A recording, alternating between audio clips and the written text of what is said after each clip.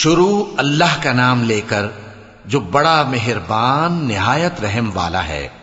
میں اس شہر یعنی مکے کی قسم کھاتا ہوں، اور تم اے نبی صلی اللہ علیہ وآلہ وسلم اسی شہر میں تو رہتے ہو، اور سب کے باپ یعنی آدم اور اس کی اولاد کی قسم کہ ہم نے انسان کو محنت و مشقت میں رہنے والا بنایا ہے۔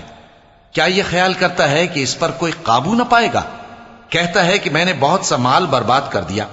کیا اسے یہ گمان ہے کہ اس کو کسی نے دیکھا نہیں؟ بھلا ہم نے اس کو 2 آنکھیں نہیں دیں، اور زبان اور 2 ہونٹ نہیں دیے؟ یہ چیزیں بھی دیں، اور اس کو خیر و شر کے دونوں رستے بھی دکھا دیے، مگر یہ گھاٹی پر سے ہو کر نہ گزرا۔ اور تم کیا سمجھے کہ گھاٹی کیا ہے؟ کسی کی گردن کا چھڑانا، یا بھوک کے دن میں کھانا کھلانا، کسی رشتہ دار یتیم کو، یا مٹی میں پڑے کسی نادار کو۔ پھر ان لوگوں میں بھی شامل ہوا جو ایمان لائے اور جو صبر کی نصیحت اور ایک دوسرے کو مہربانی کی تلقین کرتے رہے۔